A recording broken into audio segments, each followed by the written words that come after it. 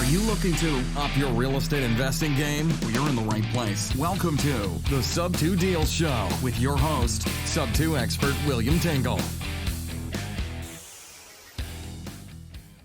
Hey, Sub-Tours, this is William Tingle of sub2deals.com. I'd like to welcome you to this episode of the Sub 2 Deals Show, where we talk about all things subject to. Occasionally, we'll cover some other real estate-related topics, but it's always something to help you with your real estate investing business. Today is another episode in our Real Investor series, where we feature real investors sharing real stories and real deals.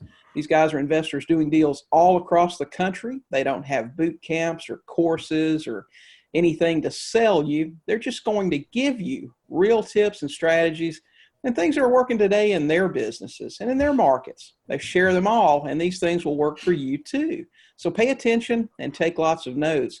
My guest today is Luke Shelton. Luke is a real estate investor in Central Iowa.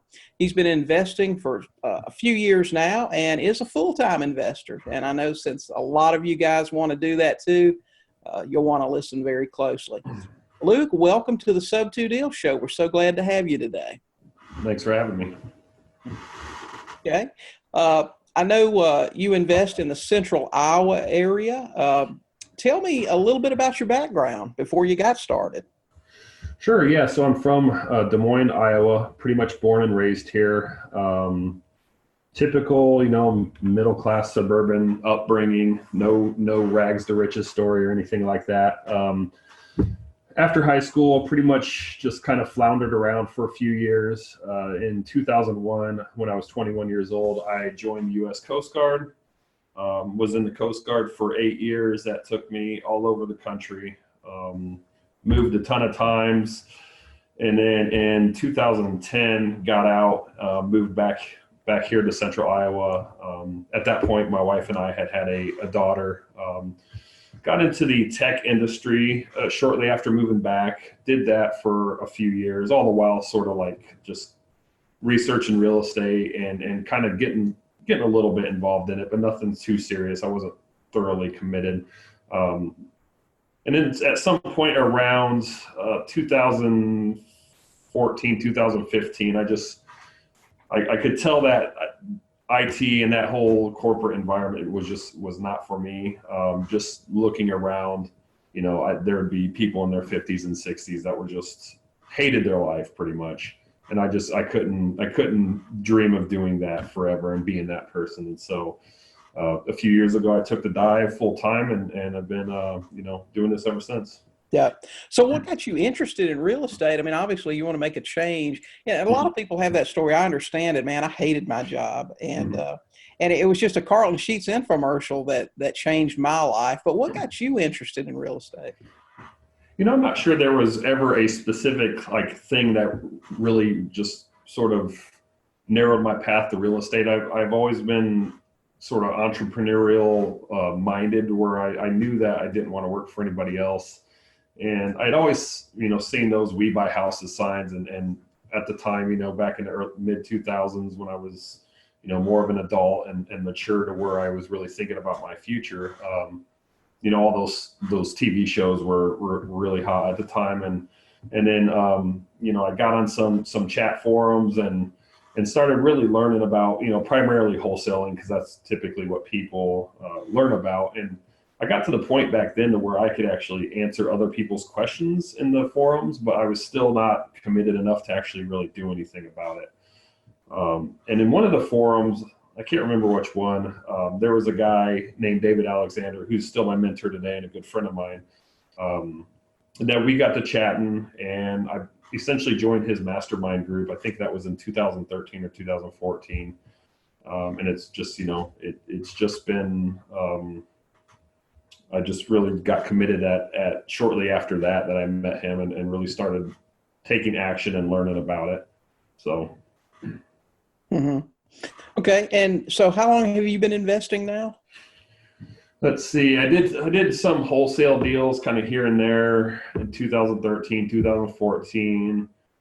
I think my first sub 2 deal was in 2015.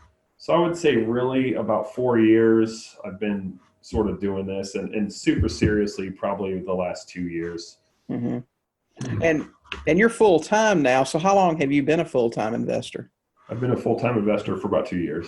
2 years. Okay. So, I mean, that was pretty quick. I mean, you got into it in 2014, and just a couple of years later, you went full time. So how long did it take you before you really got serious about it? And you went out and maybe did a deal or two before you said to yourself, hey, this is going to take me out of the job. This is going to be my path to success. I think it was that those first couple sub 2 deals to where I sold them with owner financing and that was right around the middle to end of 2015, to where I really could see that, all 3 profit centers of a sub 2 owner financing deal, I could really see that was going to be my best move forward. I knew, wholesaling and all that stuff, it's great for the quick cash, but it's really tough to build a business around that. And I really saw around that 2015 time when I started doing subject to deals that's what I wanted to do, and that's what was going to get me, quote unquote, retired. So yeah, I agree. It seems like newbies get steered toward wholesaling. Mm-hmm. No matter where you go, that seems to be the thing that people want to lead you to. But for me, I mean, sub 2 can give you all the things that wholesaling can give you. Mm-hmm. You can get your down payment money. I mean, to me, that's the equivalent of a wholesale flip. Yep. And in addition to that, then you're going to get money every month, and then you're going to get a back end payday. So that really, it just all made sense to me from the start. Obviously, I mean, you said you kind of got that same sort of start. Have you refined things to a certain business model now? Do you have a certain specialty that you focus on, or do you still kind of do a mix of a lot of things? I still do a good mix of everything. I would say I'm about 70% owner finance as my exit. Now, my acquisition isn't always subject to. I'll use private money. I'll use bank financing. Subject to for the acquisition, but the exit's primarily about 70% owner finance, 30% roughly wholesale/hotel deals. Typically wholesale deals, I only do those if I go to a property, I don't want to keep it for whatever reason, but I know a person that will buy it. I don't have this huge buyers list. I have like 4 or 5 people that I'll call, and if none of them want it, then I don't end up doing anything with it. And I also do some wholesale. Actually, we have a deal closing on Friday that I took down with hard money, listed it, just cleaned it out. So I'm probably $1,500 into it. I cleaned it out and cleaned the carpets, deep cleaned it, and then we listed it on the MLS, and that's closing this Friday. So that's pretty much my business model in a nutshell. Yeah. So you're more of a transaction engineer. You have several different techniques that you know well, and when you do your marketing, when you get a lead in, you say, okay, I'm going to pigeonhole this goes here, here, here, and then that's how you work it. Pretty much. Yeah. Would that be a recommendation you would make to most new investors to learn many different ways, or in your opinion, do you think it's best to focus on one at a time? Man, that's tough. I would say so. I would say learn a couple different strategies. I mean, if you knew subject to up front, I think that would be extremely beneficial. Now, using subject to as an acquisition strategy, the disposition, the selling side of that can be anything. It could be owner finance. You could wholesale it. You could I wouldn't recommend wholesaling sub 2 deals unless it's to a person that you really, really know. You could sell it on the MLS. You could flip it. So I would definitely recommend the acquisition side be, no subject to through and through. You should know negotiations and marketing and all that stuff. So yeah, I would say learn a few different methods as an investor and really perfect them and really just dive deep into them.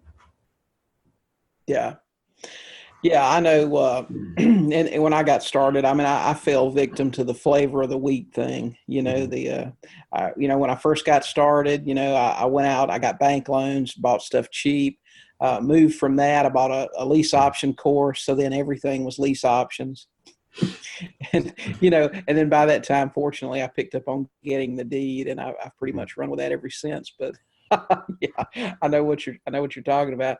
I tell you, obviously, I think Sub 2 is the greatest thing. But what do you do to get leads? I mean, you're a full-time investor. You obviously got to have a flow of leads coming in to make the deals every month that you need. And my favorite thing to ask investors is, listen, if your life depended on getting quality leads within the next 24 hours, what would you do to make that happen? Yep. Yeah. So right now, so I have an apprentice program where I teach wannabe wholesalers how to do the subject to acquisition and a owner finance disposition on them. And we have weekly Zoom meetings with them to where I'm teaching them marketing strategies, et cetera. And then essentially I'm teaching them how to run their own little business. And then we essentially split the deals 50-50. There's no cost that they have to, they don't pay me for any of it. It's just a partnership for a certain amount of time. And I teach them the market, and they go out there in a marketplace and they find deals and bring them to me. And then we take them down and split it. Also, I do a lot of Facebook. So I have a VA who posts in a buy and sell groups. In my area, there's probably 40 to 50, of those garage sale groups. And they'll just go in there every hour. They'll post 4 to 6 groups, just little things that say, we're looking for fixer-uppers in the Des Moines area. And that actually works quite well for deals, at least in my area it does. Now you do have to be a little bit careful on that, because if you post at too many at one time, Facebook will think you're some sort of bot and they'll essentially ban you. So I found that sweet spot to be, if you post in 4 to 6 of them per hour, you can avoid getting caught up in the Facebook track, the jail. And then I still do a little bit of direct mail to a very niche, list to bring in some subject to deals as well. So that's what I do for marketing. Oh yeah. Okay. Yeah, I would think that Iowa, it just seems, just the word brings to mind cornfields, and that's about it. Yeah. But obviously, there's some larger cities. You work in the Des Moines area. What is the population of that city? Do you know? So Des Moines itself is about 200,000. We have a lot of suburbs here. So the metro area is right around, I think, 700,000. Oh yeah. So it's not, it's not huge. It's it's not Los Angeles, but it's not tiny either. There's enough.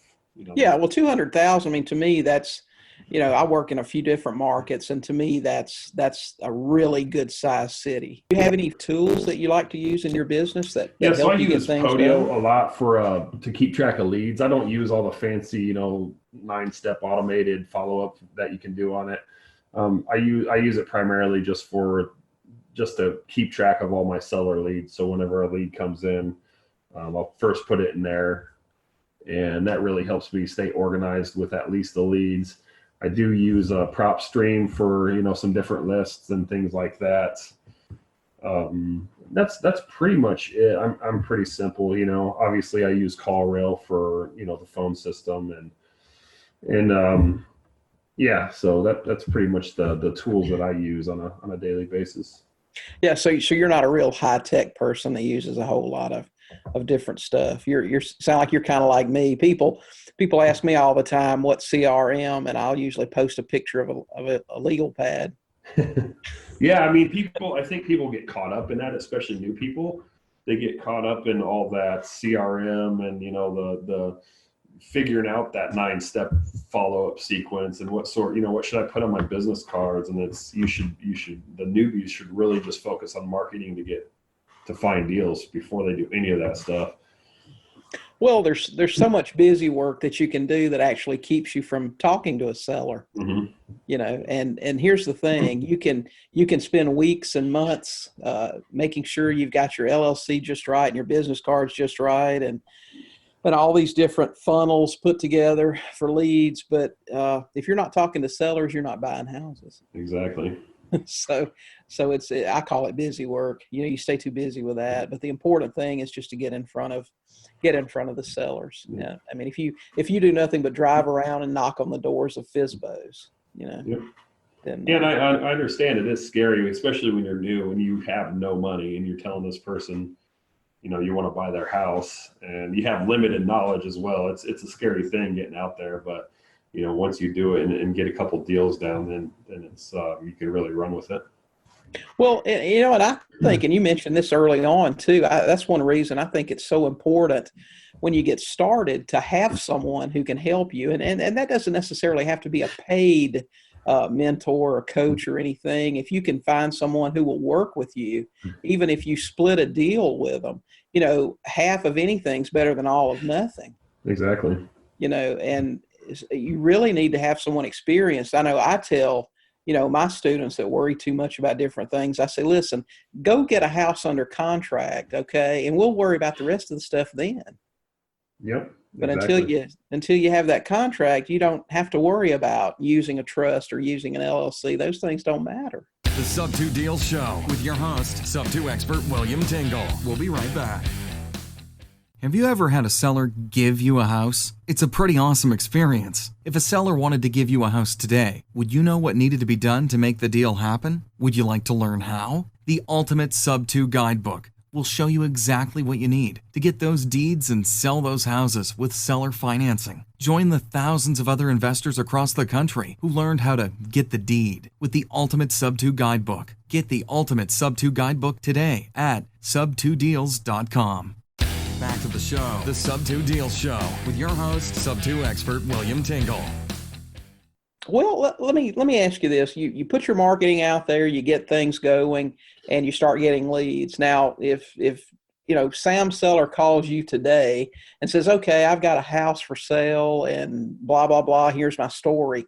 How do you evaluate that lead and decide, okay, if this is a Sub2 deal, this is something I want to take over the payments on, how do you sort that thing out and determine whether or not it's a deal, whether it's a play or pass?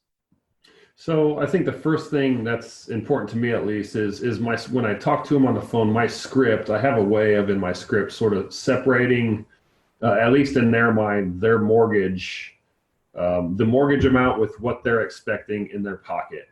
When they come to the closing table, what the check is that they receive after all that's taken care of. And also I get the story as well. So if there's a decent amount of motivation, and I think if that walkaway money is reasonable to me, reasonable meaning usually in a Sub2 deal, if I can recover that money from a down payment, then usually I'll do it. And so if that walkaway money is too high, I'll try to, get them down a little bit over the phone. If they don't really come off it and they don't have a whole lot of motivation, then I won't go to those, appointments. Now I know I'm probably leaving deals on the table, but to save my own sanity, I don't try to squeeze something out of nothing. I agree with that totally. I used to say when I invested locally, if I wasn't 99% certain I would leave with a contract, I wouldn't go meet with a seller. Yeah. And so really the analysis for me is if I'm doing an owner financing, if it's going to be an owner financing play, if I can recover the cash I have in the deal with my buyer's down payment, typically I'll do that deal. And on top of that, nowadays I'm wanting a minimum of about $300 a month of cash flow in my pocket. So those are some of the criteria I have. I don't, I used to buy pretty much anywhere. I don't buy in the really run down houses anymore. Right. I used to buy those, even if I do them subject to, I could typically sell them owner finance, but they just seem to be more of a headache to deal with, through and through, from the sellers, from the, the buyers. And I typically don't do those anymore. So I like the middle of the road, sort of middle class areas now. Right. I agree with that. The low end stuff, even if you can get the deed, it's a headache.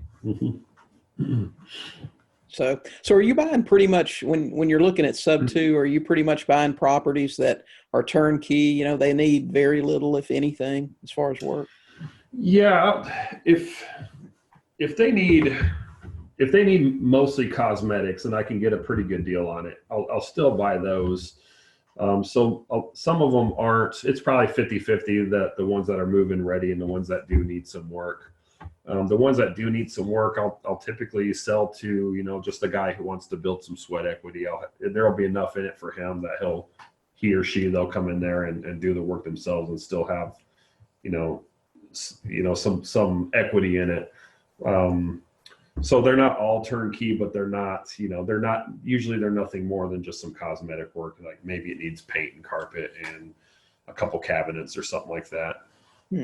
So it sounds like your main thing is that you leave very little to no money in the deal. You want all that back out right away. Yeah. Okay, well that makes sense for sure. I know that's kind of the way I look at it when I go in, whether it's arrears that have to be made up or some very slight cosmetic stuff. As long as I can be made whole by my buyer's down payment, then I'm pretty good with the deal. Yep. Well, can you give us an example of maybe a sub two that you're working on right now? Yeah, so this one is actually kind of interesting. It came from Facebook. We posted in the buy sell group, and the person who contacted me was a gal, and she said, she didn't really say who the person was that was selling the house. She just said he wants, whatever for it. And so I set up a time to go look at it. I called the guy. I set up a time to go look at it. The guy who I talked to wasn't there. It was a gal who contacted me. And so I looked at it. It was a house I definitely wanted to buy. And then I went home and I did a little bit more research on who from the county assessor, who the owner is and all that. And I talked to her and I said, that guy is not the owner of the house. I was like, what's going on here? And she gave me the story. Well, it turns out the guy who was there was essentially the owner's niece's ex-fiance. And the owner just didn't want to deal with it anymore. It was a good house in a good area.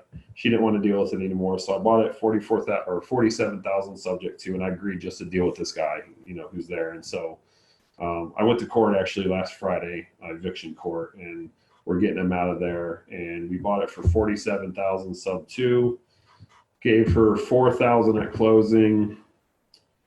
And I'll probably sell that for $84,900 or $90,000 or $89,900, and I'll probably get $8,000 to $10,000 down on it.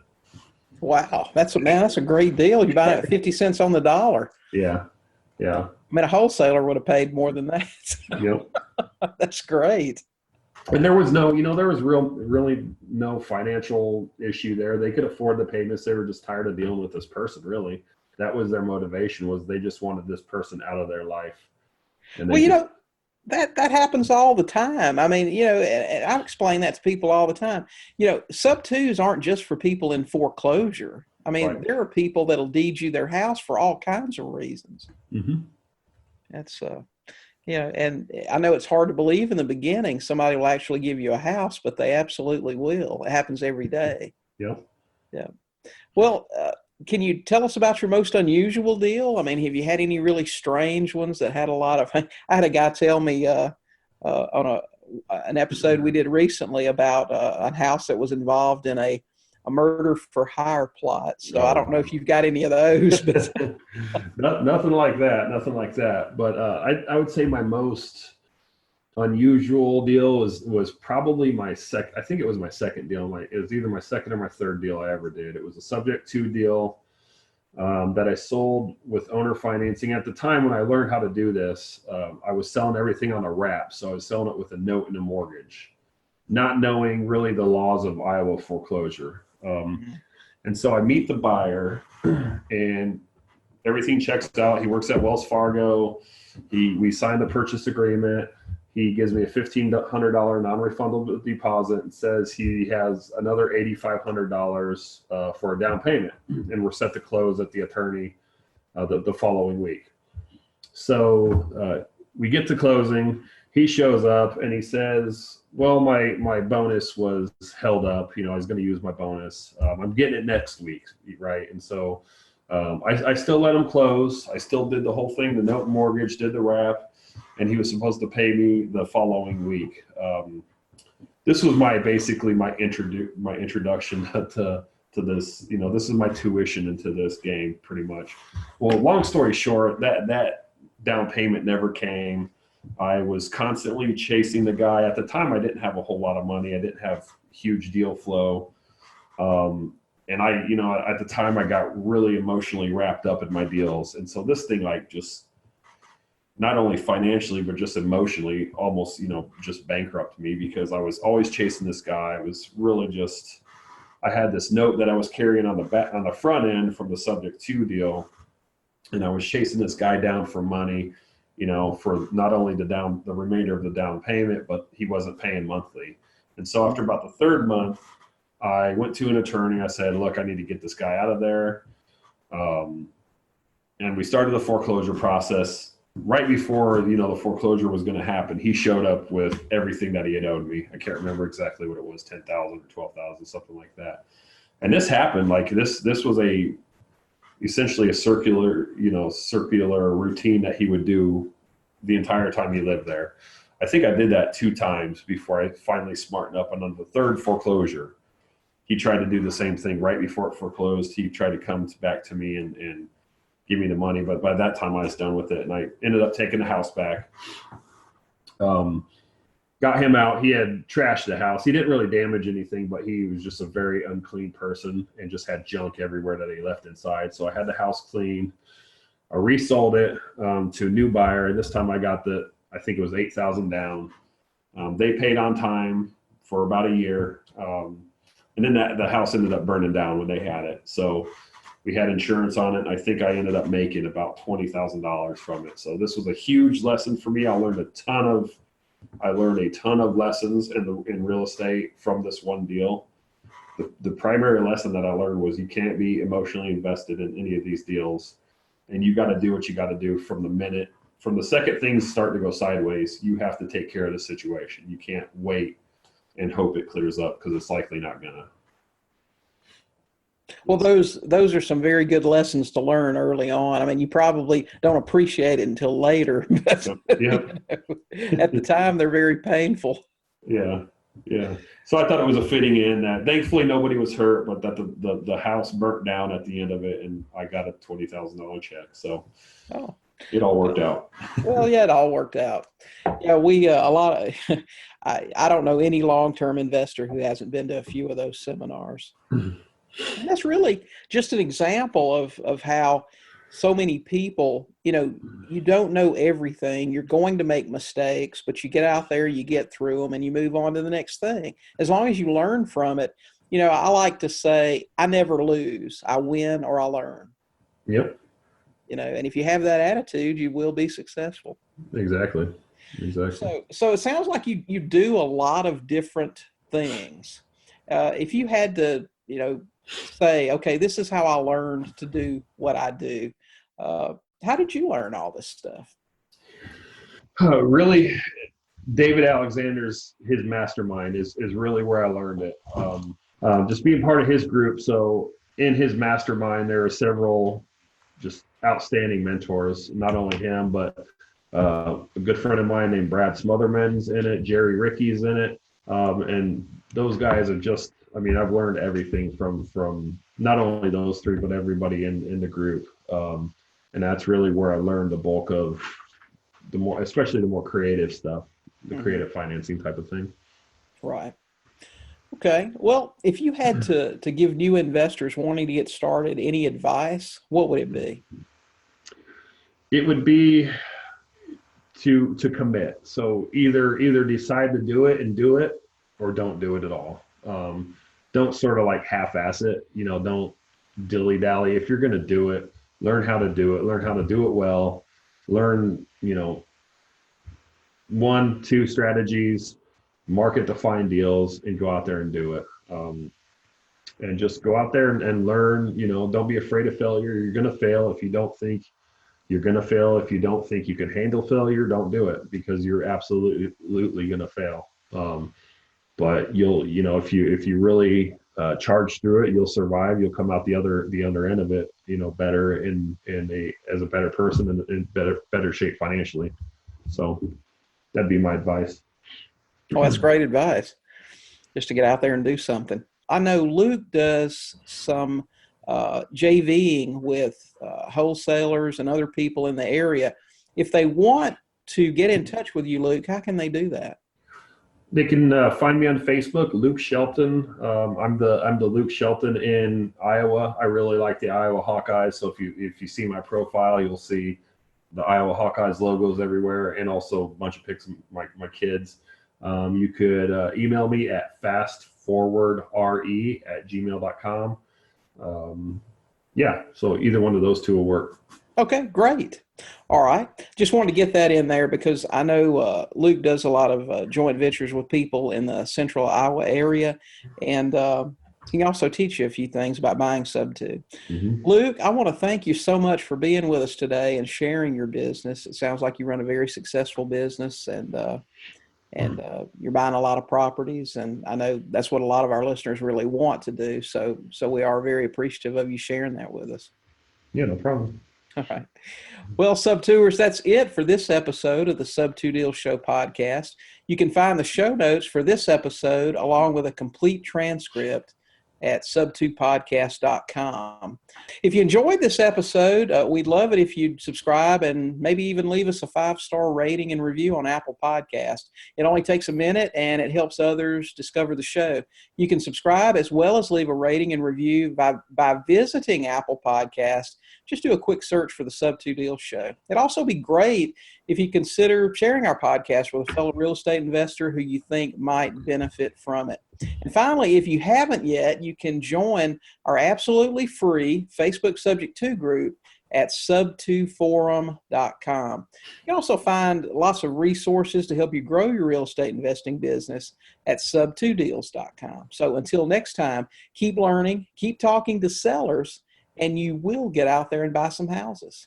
Thanks so much for listening to this episode of the Sub-2 Deal Show with William Tingle. If you enjoyed today's episode, please leave a review and subscribe. And for more great content and to stay up to date, visit sub2deals.com, on Facebook at Sub2 Deals. We'll catch you next time.